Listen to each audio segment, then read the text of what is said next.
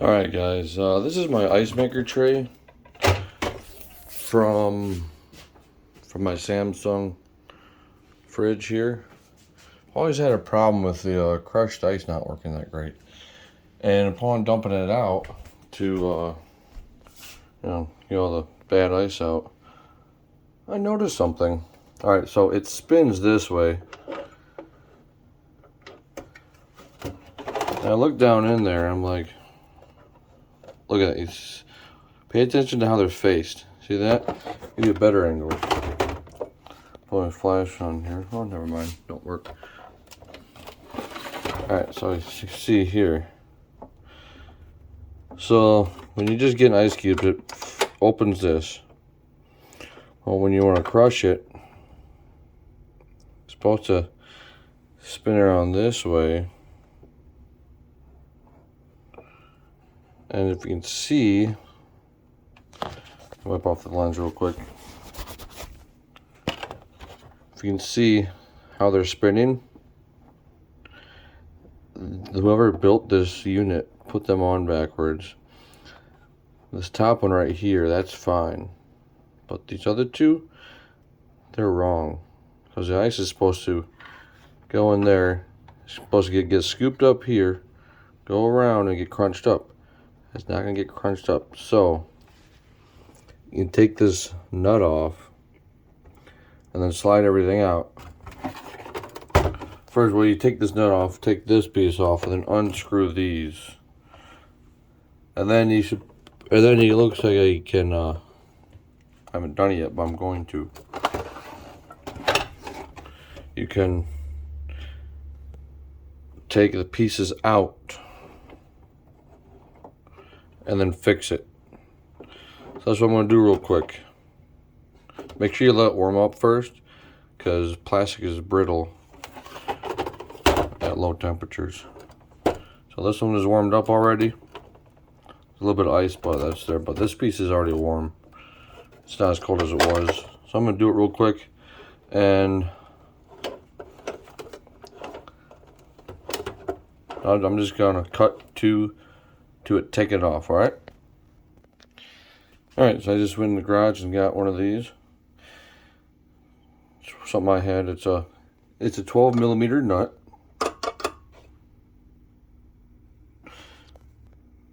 There's a 12mm nut here.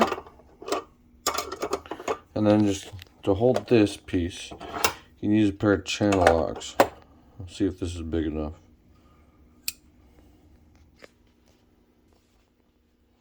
Okay, well, I just learned something. It is, that nut is a lock, it's a lock nut, it's a prevailing lock nut is what they call it. Which means that I'm in my garage right now. Where should I put this? Put it inside there. I'll show you. So, see these, where is it? Little indentations. You can barely see it, but it is a lock nut, which means it's not perfectly round, and so it grips it pretty hard. So, plan B. Use a ratcheting breaker bar on this, and I'm gonna find something to attach to hold this on, or hold, you know what I mean. We'll see if I can get this off real quick. I'll be back. Okay, so I was wrong about the torque nut thing, lock nut. It's actually left-hand thread. So the righty tighty, lefty loosey, it's actually lefty righty, or lefty, or whatever. You turn it the opposite way you normally would. And to keep this from turning, put a wrench in there like that. Just keep it from turning. And the way you want to turn it, you want to turn it this way. You want to turn the nut clockwise. It's a left-hand thread because of the way the motor spins. Alright, so I'm going to take this plastic shroud off, see what we have going on under there.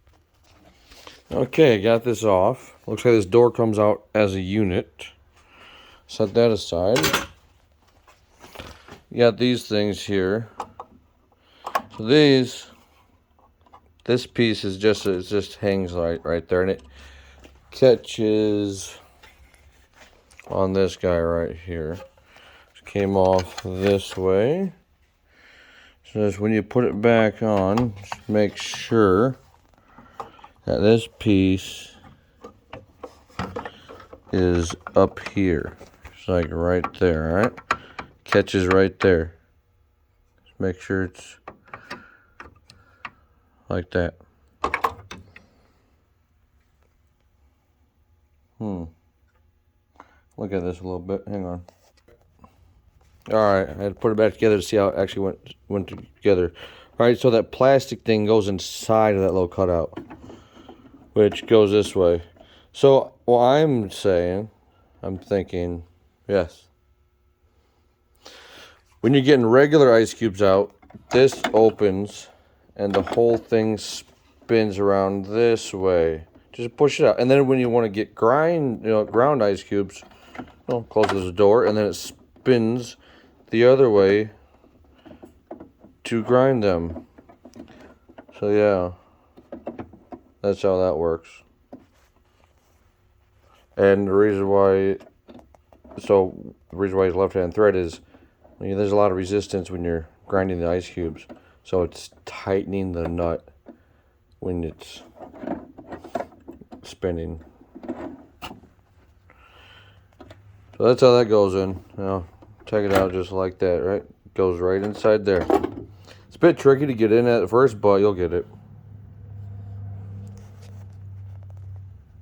Now let me go ahead and pop these off. Looks like it's threaded. I'll take them off and then correct the orientation of those blades. And remember, wear gloves when you're holding this in place because they're kind of sharp. And I use channel locks. Remember, you turn it this way. If the video's flipped, I do apologize, but I'm pretty sure it won't be, because none of my videos have ever been flipped. Yeah, since it's left-hand thread, turn it this way, alright? Sorry for the cutting, but I'm just using my phone. Alright, so what I'm doing here now is I'm holding it with this hand and just spinning it this way. Spinning it that way. And just keep in mind, everything does get loose. So just make sure everything is back the way it's supposed to be. You have a spacer in between each one, and the spacer is in the proper orientation. Okay. So you see how they are right now. I haven't taken them off yet. So those teeth on the plastic part is correct. And you want them to go this way. So you want the teeth to get to face each other as it's spinning around. Alright, now just remember, when you're putting them on, you have spacer, blade, and then you have this piece. It has to go in that orientation because it helps centers the other blade.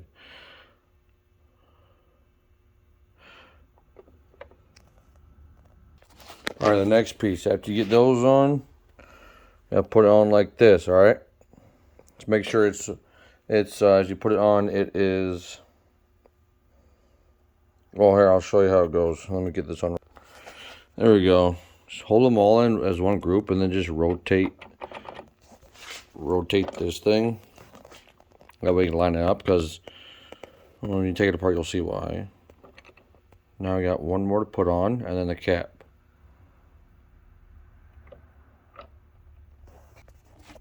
Only spacers that have risers go on a little 90-degree blade piece.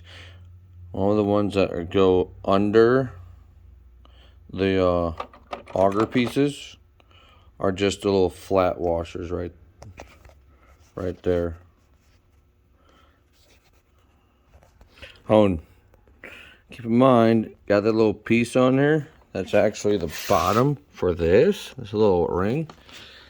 It's keyed, so it goes in there one way. If you can see down near the shaft in the middle, you'll see it when you take it apart. All right, so these ones, you'll see that it's going to be a little bit wobbly because it gives you some leeway to get it in that groove. Now, when you tighten, you want it tight, but you don't want to over tighten it, because it is nylon and it can strip. So you just want to hold on to it, and then turn this piece down there, and have it with a hand tight. All right, so when you get done, your blades should look like this. Now, when you put it on, they're going to look like this. You can't control how they go on, and that is how they should be.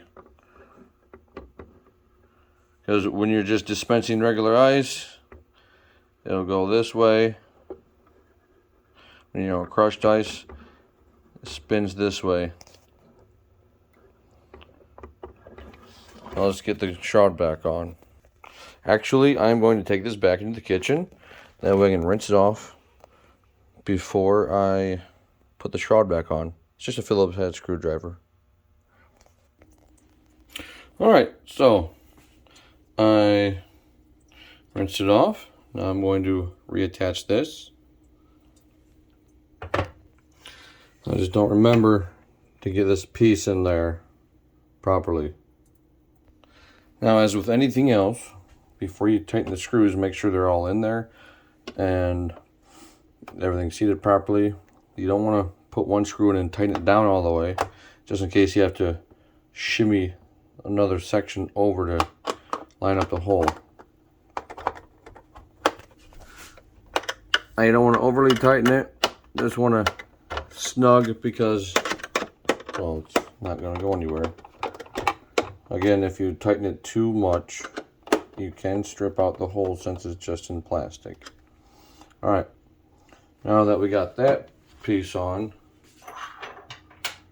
I'm gonna come over, put this guy on, just like that. Goes on like this. Then you have your lock washer. There's a lock washer, not a lock nut. Lock washer goes right there. Here, let me put the flash on for you. There you go. And then the nut. Remember, most nuts, normally you tighten it like this, right? Not this one. Tighten it the other way. Just make sure you got it lined up properly.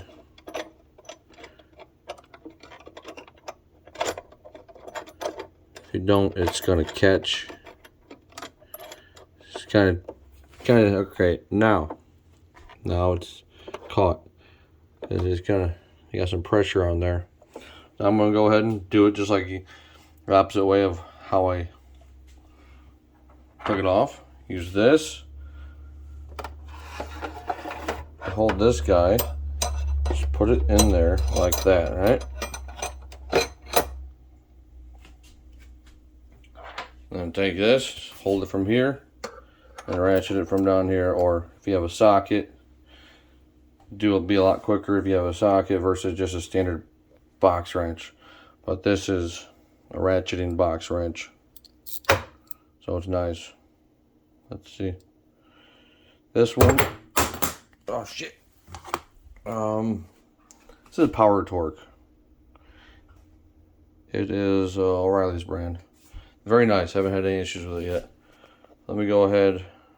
There you go. You can see it a lot better now. Let me go ahead and put that on real quick. So as you're tightening it, just have your wrench in that position. All right, now that you have that tightened up, go ahead and give it one last rinse off.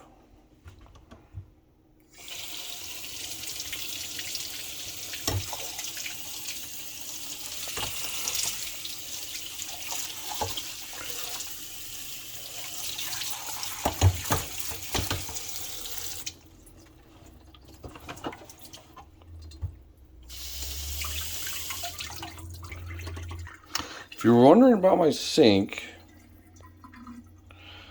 We got it from Menards. Comes with this this nice faucet. It's a chef type sink.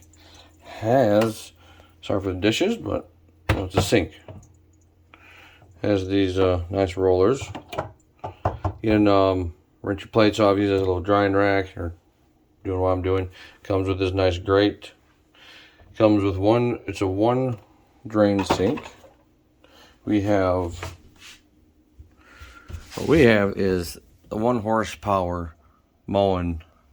Can do chicken bones, corn cobs, a lot of stuff. We also got it from Menards. It's the biggest one they have. It actually has a pretty good price on it. Just last I looked, I think it was like under $200. Also has this, sits in here for your veggies if you want to rinse them off. Also comes with this nice cutting board too. Sits right in those ridges. It's got little cutouts. So you can chop, and then put them in there to rinse them off. And it does come with a little drain stopper and a little in-sink soap thing, which it has a hole cut out, but we use that hole, a little pumper soap thing, but we use that hole for our reverse osmosis water spigot. But they did say that you can drill another hole. But if you don't have one of these, you don't have to worry about it. Just put it in there. And it does fit in the standard sink cutout. Alright, now back to this. Now that I re-rinsed it out, just double check it's all clean. Now, as you're spinning it around, it should be spinning the proper way. Alright, let's go put it back in the fridge. Okay, earlier I mentioned about a spinning orientation. I was wrong. Because if you can hold this button down right to the motor and then quickly open it up and then see how it spins like that.